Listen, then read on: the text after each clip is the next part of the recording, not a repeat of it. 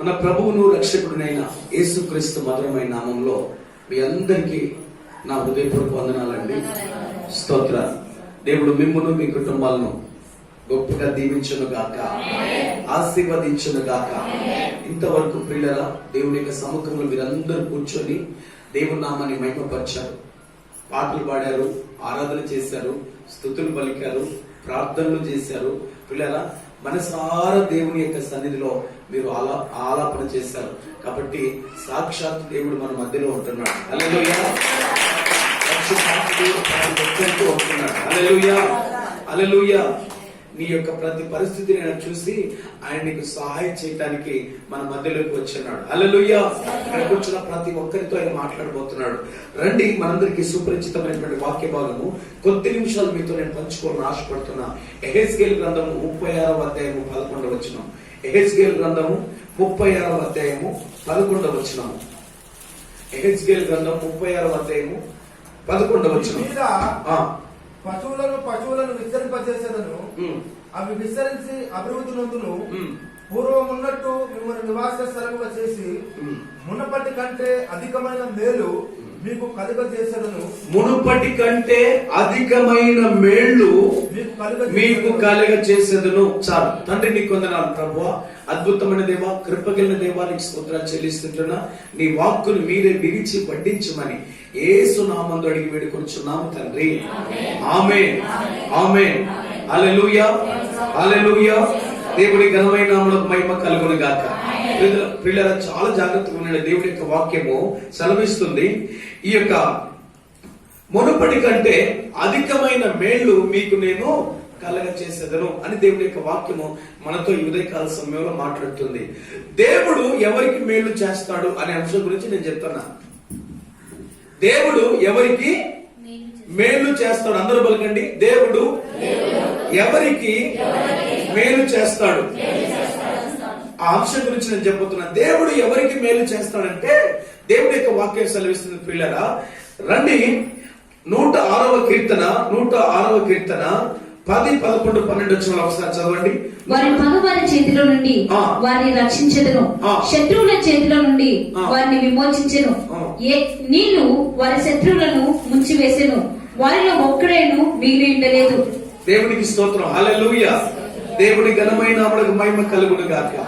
దేవుడు ఇశ్రాయేలును మోషే ద్వారా ఐగుప్తు దేశం నుండి కానాను దేశానికి నడిపించుకుంటూ వస్తుంటున్నాడు. కానాను దేశానికి నడిపించుకుంటూ వస్తున్నటువంటి ఆ సమయంలో నా ప్రియమైనటువంటి దేవుని బిడ్డలారా, ఎర్ర సముద్రం అడ్డుగా వచ్చింది. ఎర్ర సముద్రం అడ్డు వచ్చినప్పుడు చేసినటువంటి అద్భుతం, ఆశ్చర్యకార్యం ఏంటంటే, మోసే భయపడిపోతున్నటువంటి సమయంలో, మోసే అల్లాడుతున్నటువంటి సమయంలో దేవుడు మోసేతో మాట్లాడతాడు. మోసే, నేను పిలిచాను నిన్ను, నువ్వు భయపడ మాకు. ఇదిగో నీ చేతిలో ఉన్న కర్రను ఒక్కసారి సముద్రం వైపు చూపించు, ఆ ఎర్ర సముద్రము 2 పాయలుగా చీలిపోతుంది అన్నాడు. దేవుడికి స్తోత్రం. హల్లెలూయా. ఆ ఎర్ర సముద్రము వైపు ఒక్కసారి నువ్వు నీ కర్రను చూపించయ్యా, ఎర్ర సముద్రము పాయలుగా చీలిపోతుందని చెప్పినప్పుడు తడువు చేయక మోసే పిల్లరా, మరి ఆ యొక్క ఫరో రాజు తన యొక్క రథాలతో, తన యొక్క బలగముతో, తన యొక్క గుర్రాలతో, తన మంది మార్బలాలతో తన యొక్క ప్రజలను, పిల్లలు ఇశ్రాయేల్ ప్రజలను చంపడానికి, మరలా వెనక్కి తీసుకుని వెళ్ళడానికి వస్తుండగా వీరు బిక్కుమంటూ ఐగుప్తు దేశం నుంచి పాలు తేనెలు ప్రవహించే దేశానికి వెళుతుండగా నా ప్రియమైనటువంటి దేవుని బిడ్డలారా, ఎర్ర సముద్రం అడ్డు వచ్చేసరికి ఇశ్రాయేల్ ప్రజలందరూ కూడా నివ్వెరపోయారు. వారు చాలా బాధపడుతున్నారు. అయ్యో, వెనుక చూస్తే ఫరో రాజు పరిగెత్తుకుంటూ మనుషులను పంపించాడు మమ్మల్ని చంపేదానికి. ముందు వెళ్దామంటే ఎర్ర సముద్రం అడ్డు వచ్చింది. ఇప్పుడు ఏం చేయాలని పరిస్థితులన్నీ కూడా గందరగోళంగా ఉన్నాయి. పిల్లరా, ఎర్ర సముద్రంకి వెళ్ళిపోతే వాళ్ళందరూ కూడా చనిపోతామన్న భయము. అయితే మోసేతో దేవుడు మాట్లాడుతున్నాడు. మోసే, నిన్ను పిలిచిన దేవుడు నమ్మదగిన వాడు. హల్లెలూయా. నేను నీకు తోడై ఉన్నాను, నీకు సహాయం చేయవాడను నేనే. నీ చేతిలో ఉన్న కర్రను ఒక్కసారి సముద్రం వైపు చూపించాయి అన్నప్పుడు, ఎప్పుడైతే ఎర్ర సముద్రం వైపు పిల్లల మోసే తన కర్రను చూపించాడో, ఎర్ర సముద్రము 2 పాయలుగా చీలిపోయింది. దేవునికి స్తోత్రం. హల్లెలూయా. 2 పాయలుగా చీలిపోయినప్పుడు ఆ యొక్క 6 లక్షల మంది మంది ఇశ్రాయేలు ప్రజలు ఆరిన నేల మీద ఆ యొక్క పిల్లల ఎర్ర సముద్రంలో వారు నడుచుకుంటూ పోయారు. దేవునికి స్తోత్రం, హల్లెలూయా. నడుచుకుంటూ వెళ్ళి దేవునికి ఏం చేస్తారో తెలుసా? కృతజ్ఞతాస్తుతులు చెల్లించారు. దేవుడు ఎవరికి మేలు చేస్తాడయ్యా అంటే, ఎవరైతే దేవునికి కృతజ్ఞతాస్తుతులు చెల్లిస్తారో, ఎవరైతే చేసిన మేలును బట్టి, దేవుడు చేసిన మేలును బట్టి, దేవుడు చేసినటువంటి అద్భుతాన్ని బట్టి, దేవుడు చేసిన కార్యం బట్టి ఎవరైతే దేవుడికి కృతజ్ఞతాస్తుతులు చెల్లిస్తారో దేవుడు వారికి మేలు చేస్తాడు. హల్లెలూయా. నేను చెప్పే సబ్జెక్ట్ ఇది అర్థమవుతుందా? దేవుడు ఎవరికి మేలు చేస్తాడంటే, ఎవరైతే కృతజ్ఞత కలిగి దేవుడి సన్నిధిలో మసులుకుంటారో, దేవుడు చేసిన నీ ఇంట్లో ఏ కార్యమైనా సరే ఆ కార్యము జరిపించినందుకై నీ కృతజ్ఞతాస్తుతులు ప్రభు అని ఎవరైతే దేవుడి నామాన్ని మహిమపరుస్తారో అట్టి కుటుంబాలను దేవుడు మేళ్లతో తృప్తిపరుస్తాడు. హల్లెలూయా. మేలుతో నింపుతాడు. ఎప్పుడైతే ఆ ఎర్ర సముద్రాన్ని వారు దాటిపోయారో, దాటిపోయిన తర్వాత పిల్లలు ఏం జరిగిందంటే దేవుణ్ణి వారు మహిమపరిచారు. ఎర్ర సముద్రం నుంచి మనం బయటికి రప్పించిన విధానం బట్టి నీకు వందనాలు ప్రభువా. ఎర్ర సముద్రం నుంచి నడిపించిన విధానమే కాదు పిల్లరా, ఎర్ర సముద్రం నుంచి రక్షించిన విధానమే కాదు, వారి శత్రువులన్నిటినీ కూడా, వారి శత్రువులందరినీ కూడా దేవుడు ఏం చేశాడో తెలుసా? ఎర్ర సముద్రంలో ఏం చేశాడు? కలిపేశాడు. గట్టిగా చెప్పలు కొట్టి దేవుడు నామాన్ని మహిమపడతాం. హల్లెలూయా. అంటే నీ శత్రువులను ఏం చేస్తాడో తెలుసా? నువ్వు కృతజ్ఞత కలిగి దేవుని స్తుతించినప్పుడు నీ శత్రువులను సైతం ఏం చేస్తాడో తెలుసా? ఆయన అనుగంధ్రం చేస్తాడు. హల్లెలూయా. దేవుని ఘనమైన నామమునకు మహిమ కలుగును గాక. హల్లెలూయా, హల్లెలూయా. కాబట్టి ఎవరైతే కృతజ్ఞత కలిగి ఉంటారో దేవుడు వారికి ఏం చేస్తాడు? చెప్పాలి, చెప్పాలి. దేవుడికి ఎవరికి మేలు, దేవుడు ఎవరికి మేలు చేస్తాడు అంటే, ఎవరైతే కృతజ్ఞత కలిగి ఉంటారో దేవుడు వారికి మేలు చేస్తాడు. అంటే దేవుడు చేసినటువంటి అద్భుతాలను బట్టి, దేవుడు చేసిన పనులను బట్టి, దేవుడు చేసిన మేలును బట్టి, దేవుడు చేసిన ఆశ్చర్యకాలను బట్టి అలాగనే ఉండకూడదు కానీ దేవుడి నామాన్ని మహిమపరచాలి. హల్లెలూయా. ఇక్కడికి వచ్చి దేవుడి నామాన్ని వెల్లడి చేయాలి. హల్లెలూయా. దేవుడు నా జీవితంలో, మా జీవితంలో, మా కుటుంబంలో ఈ అద్భుతాన్ని జరిగించాడు. ఇందాక సాక్ష్యాలు చెప్పారే, అలాగే చెప్పినప్పుడు దేవుడు మహిమ పొందుతాడు. హల్లెలూయా. వారు కృతజ్ఞత కలిగినటువంటి పిల్లలు అని దేవుడి యొక్క వాక్యం సెలవిస్తుంది. హల్లెలూయా. రైట్. 13వ వాక్యాన్ని ఇప్పుడు చదవండి వెంటనే. అయినను వారు ఆయన కార్యములను వెంటనే మరచిపోయి, అయినను వారు ఆయన కార్యములు వెంటనే మరచిపోయిరి. హల్లెలూయా. దేవుడు చేసినటువంటి అద్భుత కార్యములను, ఆశ్చర్యకార్యములను చూసి దేవుని మహిమపరిచారు. కృతజ్ఞతగా ఆయనకు కృతజ్ఞతలు చెల్లించారు. ఆ తర్వాత ఏం చేస్తారో తెలుసా? ఆయన కార్యాలను వారు ఏం చేశారంట? మర్చిపోయారు. దేవుడు చేసినప్పుడు మాత్రమే గుర్తు పెట్టుకుంటారు. తర్వాత ఏం చేస్తున్నారు ప్రజలు? హలో సిస్టర్స్ అండ్ బ్రదర్స్, దేవుడు చేసినప్పుడు మాత్రమే కార్యాలు గుర్తించుకొని దేవుడికి కృతజ్ఞతాస్తుతులు చెప్తున్నారు. ఆ తర్వాత కొద్ది రోజులు పోయిన తర్వాత, కొద్ది నెలలు పోయిన తర్వాత, కొన్ని సంవత్సరాలు అయిపోయిన తర్వాత ఏం చేస్తున్నారో తెలుసా? మర్చిపోతున్నారు. హల్లెలూయా. దేవుడు చేసిన కార్యములను, దేవుడు చేసిన అద్భుతాన్ని, దేవుడు చేసిన మహిమలను ఆ కుటుంబాలు ఏం చేస్తున్నాయి? మర్చిపోతున్నాయి. ఇక్కడ ఇశ్రాయేల్ ప్రజలు కూడా అలాగనే మర్చిపోయారు. ఇశ్రాయేల్ ప్రజలు కూడా అలాగనే మర్చిపోతే వారు ముందు ఉన్నటువంటి మంచి నీరును ఏం చేశాడో తెలుసా? దేవుడు చేదుగా మార్చేశాడు. హల్లెలూయా, హల్లెలూయా. దేవుడి ఘనమైన నామమునకు మహిమ కలుగును గాక. హల్లెలూయా. వారు ముందున్నటువంటి మంచి నీళ్లను దేవుడు ఏం చేశాడు? చేదుగా మార్చేశాడు. అంటే మీ ముందున్నటువంటి జీవితాన్ని మీకు చేదుగా మార్చేస్తాడు దేవుడు. మీరు ఏ పని పట్టుకున్నది సక్సెస్ అవ్వదు. ఎందుకో తెలుసా? ఒకసారి యెహోవా ఉత్తముడని రుచి చూసి తెలుసుకున్న తర్వాత, దేవునికి కృతజ్ఞతాస్తుతులు చెల్లించిన తర్వాత, దేవుని మహిమ ఏంటో తెలిసిన తర్వాత, దేవుని యొక్క కృప ఏంటో తెలిసిన తర్వాత, దేవుని యొక్క ఆశ్చర్యకార్యం తెలుసుకున్న తర్వాత నువ్వు మర్చిపోయి మరలా ముందుకు సాగినట్లయితే నీ పాత హృదయంతో, రోత హృదయంతో దేవుడు నీకు ఒక చేదు అనుభవాన్ని తీసుకొస్తాడు. హల్లెలూయా, హల్లెలూయా. ఒక చేదు అనుభవాన్ని తీసుకొస్తాడు. దాని ద్వారా నీకు ఏం చేస్తాడో తెలుసా? పాఠం నేర్పిస్తాడు. వీళ్ళరా ఇశ్రాయేలు ప్రజలు చేసినటువంటి మేలుకు కృతజ్ఞతాస్తుతులు చెల్లించారు. ఎర్ర సముద్రంలో దాటినందుకు ప్రభువా నీకు స్తోత్రమయ్యా అని చప్పట్లు కొడుచు, గంతులు వేస్తూ, ప్రార్థన చేస్తూ, పాటలు పాడుతూ, కీర్తనలు పాడుతూ దేవుడిని మహిమపరిచారు. తర్వాత ఏం చేశారు? దేవుణ్ణి మర్చిపోయారు. అందుకోసమే వారు ముందున్నటువంటి ఆ ప్రయాణంలో నీటిని అంతా కూడా దేవుడు ఏం చేస్తున్నాడో తెలుసా? చేదుగా మార్చాడు. ఎప్పుడైతే చేదుగా మార్చాడో మళ్ళీ ఏం చేస్తున్నారో తెలుసా? ఈ ప్రజలు దేవుణ్ణి స్తుతించడం మొదలు పెట్టారు. హల్లెలూయా! దేవుని మహిమపరచడం మొదలు పెట్టారు. దేవుని ఘనమైన నామమునకు మహిమ కలుగుగాక. ఎప్పుడైతే దేవుని మాటలు విన్నారో ఆ చేదు నీరును, ఆ మారాను దేవుడు ఏం చేస్తాడో తెలుసా? మధురముగా మార్చేశాడు. హల్లెలూయా! హల్లెలూయా! దేవుని ఘనమైన నామమునకు మహిమ కలుగుగాక. ఆయన మాటలు వింటే నువ్వు నీ చేదైన జీవితాన్ని తీసివేసి ఆయన మధురముగా మార్చే దేవుడు. హల్లెలూయా! నా యేసయ్య మన జీవితాలను మధురముగా మార్చే దేవుడు, తీయగా చేసే దేవుడు, మధురంగా చేసే దేవుడు. ఎవరు నీతో మాట్లాడాలన్నా తహతహలాడతారు, ఎవరు నీ దగ్గరికి రావాలన్నా తహతహలాడతారు, ఎవరు నీ మాట వినాలన్నా ఏం చెప్తాడా పాస్టర్ గారు ఆ మాట విందామని వస్తారు. హల్లెలూయా! ఎందుకో తెలుసా? దేవుడు నీ జీవితాన్ని అంత మధురకరంగా మార్చేశాడు. హల్లెలూయా! ఎప్పుడో తెలుసా మధురకరంగా మార్చేది? ఆయన మాట విన్నప్పుడు. రండి దేవుని యొక్క వాక్యము 81వ కీర్తన 13వ వచనాన్ని మనం చదువుకుందాం. 81వ కీర్తన 13వ వచనం. అయ్యో అయ్యో నా ప్రజలు నా మాట వినిన ఎడల, అయ్యో నా ప్రజలు నా మాట వినిన ఎడల, ఇశ్రాయేలు నా మార్గమును అనుసరించిన ఎడల, ఇశ్రాయేలు నా మార్గము నువ్వు నడిచిన ఎడల, అనుసరించిన ఎడల ఎంత మేలు, ఎంత మేలు. అయ్యో నా ప్రజలు నా మాట వినిన ఎడల, నా మార్గమును అనుసరించిన ఎడల ఎంత మేలు. దేవునికి స్తోత్రం. హల్లెలూయా! దేవుడు అంటున్నాడు, అయ్యో నా ప్రజలు నా మాట వింటే వారికి ఎంతో మేలు. నేను చెప్పినటువంటి నా బాటలో నడిస్తే, నా త్రోవలో నడిస్తే వారికి మేలు. దేవునికి స్తోత్రం. హల్లెలూయా! దేవుని ఘనమైన నామమునకు మహిమ కలుగునుగాక. హల్లెలూయా! పిల్లరా 81వ అధ్యాయం 11, 12 వచనాలు ఒకసారి చదవండి. అయినను నా ప్రజలు నా మాట ఆలకింపకపోయిరి, ఇశ్రాయేలు నా మాట వినకపోయిరి, ఇశ్రాయేలు నా మాట వినకపోయిరి. కాబట్టి వారు తమ స్వకీయ ఆలోచనను బట్టి నడుచుకున్నట్లు వారి హృదయ కాఠిన్యమునకు నేను వారికి అప్పగించితిని. ఆమేన్. హల్లెలూయా! దేవుని మాట వినకపోతే దేవుడు నిన్ను అప్పగించేస్తాడు, సాతానుకు అప్పగించేస్తాడు, అపవాదికి అప్పగించేస్తాడు. నువ్వు దేవుని మాట వినినట్లయితే శత్రువులను ఏం చేస్తాడు? నీ శత్రువులను ఆయన అణగద్రొక్కేస్తాడు. హల్లెలూయా! హల్లెలూయా! దేవుని ఘనమైన నామమునకు మహిమ కలుగునుగాక. దేవుని మాట వింటే నీకు మేలు అండి. మొట్టమొదటిగా కృతజ్ఞత కలిగిన వారికి దేవుడు మేలు చేస్తాడు.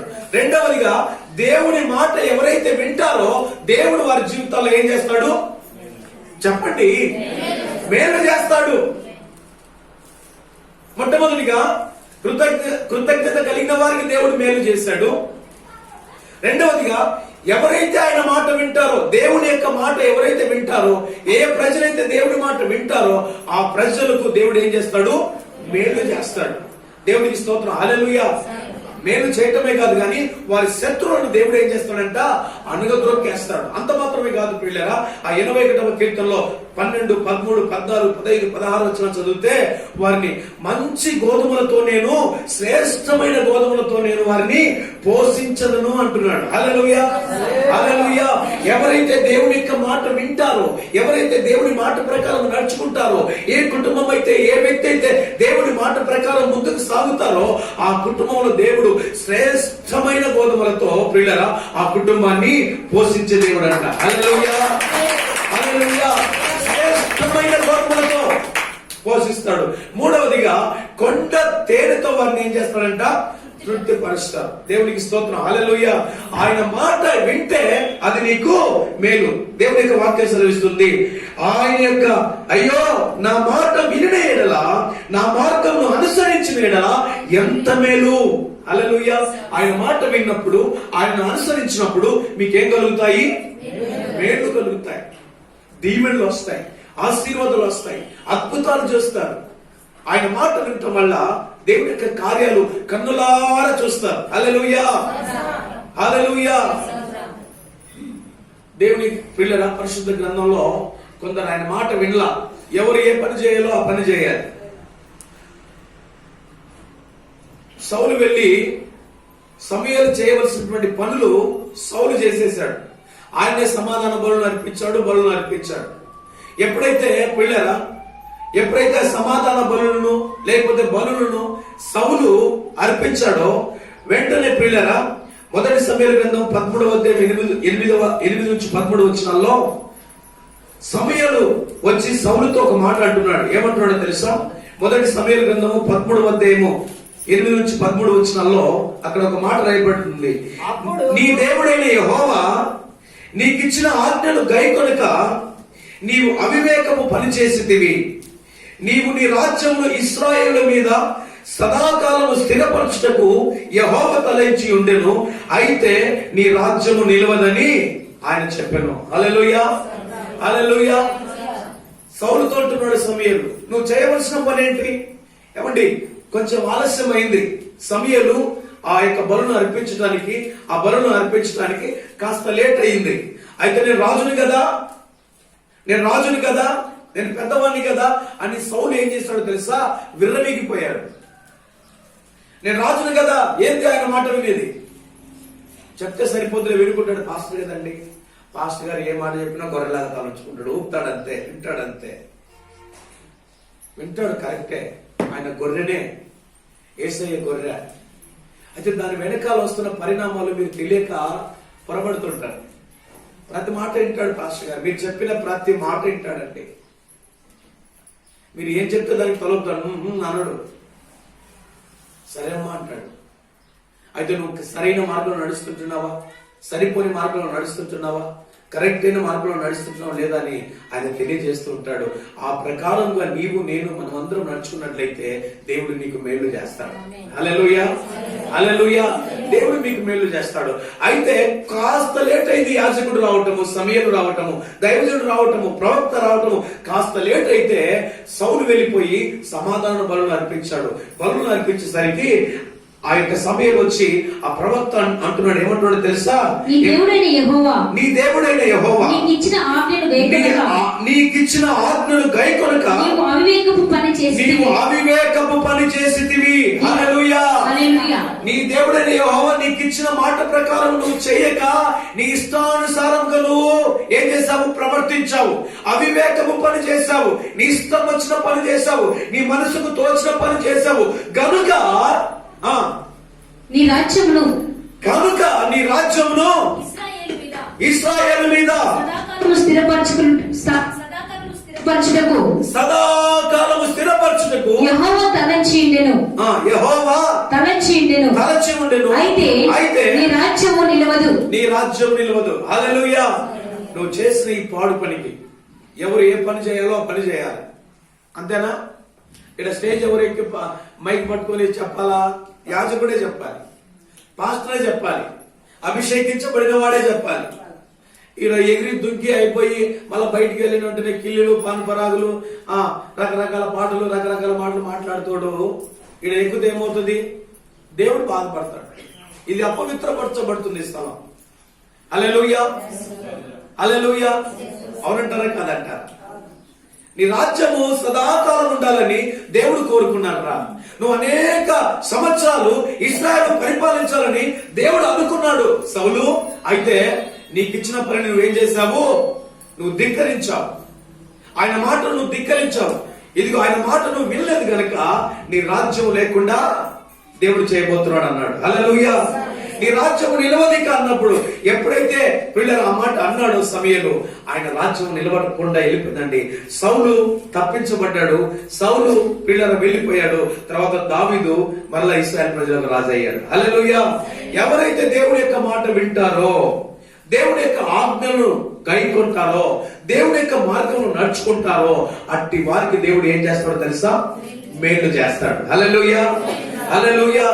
దేవుడి యొక్క మాటను ఇక్కడ సౌలు ధిక్కరించాడు. దైవజనుడి మాటను ధిక్కరించాడు. ఇక్కడ దైవజనుడు దేవుడి యొక్క వాక్కును ప్రకటన చేస్తూ ఉంటే ఇది దైవజనుడి నోటి నుంచి వచ్చే మాట కాదు పిల్లరా. దేవుడి యొక్క మాటలే ఆయన రథసారథిగా ఉండి పిల్లరా ఆయన సముఖంలో పిల్లరా ఆయన మాటలు మీకు చెప్తున్నాడు. అనగా సాక్షాత్ ఈ మాటలు ఎవరు చెప్తున్నాడు తెలుసా? దేవుడు మనతో మాట్లాడుతున్నాడు. హల్లెలూయా. దైవజనుడి ద్వారా దేవుడు మనతో మాట్లాడుతున్నాడు.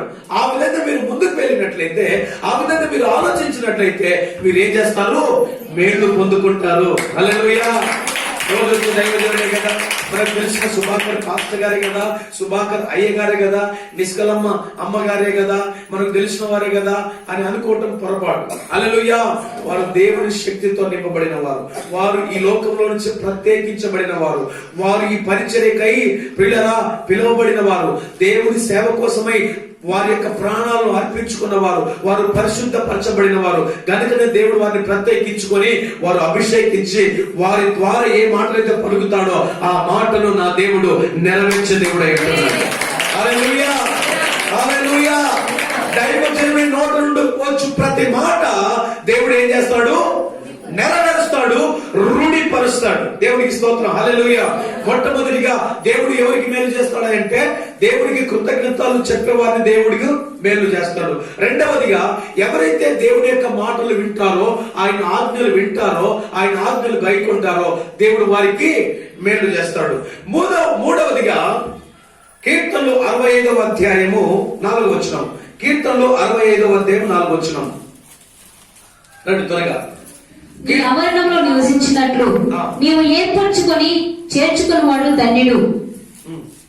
నీ పరిశుద్ధాత్మ చేత నీ మందిరంలో నీ మేళ్ల చేత మేము తృప్తి పొందేదము. అది కావాలి. నీ మందిరంలో నీ మేలుల చేత మేము తృప్తి పొందేదము. దేవుని మందిరములకు మూడోది, ఒకటి కృతజ్ఞత కలిగిన వారికి దేవుడు మేలు చేస్తాడు. రెండు, దేవుని మాట చొప్పున, మాట ప్రకారము దేవుని ఆజ్ఞల చొప్పున ఎవరైతే నడుచుకుంటారో వారికి మేలు చేస్తాడు. మూడోది, దేవుని మందిరములకు ఎవరైతే వస్తారో దేవుడు వారికి మేలు చేస్తాడు. దేవునికి స్తోత్రం. హల్లెలూయా. దేవుని మందిరములకు వచ్చిన యెడల దేవుడు మీకు ఏం చేస్తాడు? మేలు చేస్తాడు. గట్టిగా చెప్పలు కొట్టండి. దేవుని మందిరములకు వచ్చి ప్రార్థన చేసిన యెడల దేవుడు ఏం చేస్తాడు? మేలు చేస్తాడు. హల్లెలూయా. అన్న దేవుడి మందిరానికి వచ్చి పిల్లలు లేకపోతే దేవుడి సన్నిధిలో ఏం చేసింది? వెక్కి వెక్కి వెక్కి వెక్కి వెక్కి ఏడ్చి, ప్రభువా ఈ గొడ్రాలతనాన్ని తీసివేయి ప్రభువా, అనేకుల చేత సూటిపోటి మాటలు వినలేకపోతున్నాను, ఎన్ని సంవత్సరాలు తండ్రి, ఇదిగో నీ బిడ్డనైనా నన్ను జ్ఞాపకం చేసుకోండి, నీ సేవకురాలైన నన్ను జ్ఞాపకం చేసుకో ప్రభు అని ఎప్పుడైతే ఆ పిల్లలు లేనటువంటి ఆ గొడ్రాలైన అన్న దేవుని సముఖానికి వచ్చి, దేవుని మందిరంలోకి వచ్చి, శిలోహు మందిరంలోకి వచ్చి దేవుని సన్నిధిలో ఆమె ప్రార్థన చేసిందో దేవుడు ఆమె గర్భాన్ని తెచ్చాడు. హల్లెలూయా. దేవుని మందిరానికి వచ్చిన వల్ల నువ్వేం చేస్తావు? మేళ్లు చూస్తావు, మేళ్లు పొందుకుంటావు, గర్భఫలం దేవుడు నీకు అనుగ్రహిస్తాడు. హల్లెలూయా. మేలును నీకు దేవుడు చేస్తాడు. హల్లెలూయా.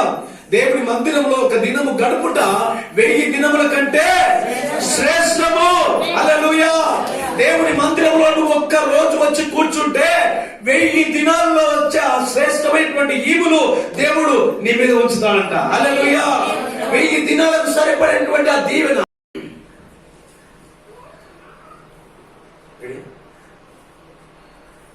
మన ప్రభువును రక్షకుడినైన యేసుక్రీస్తు మధురమైన నామంలో మీ అందరికీ నా హృదయపూర్వక వందనాలండి.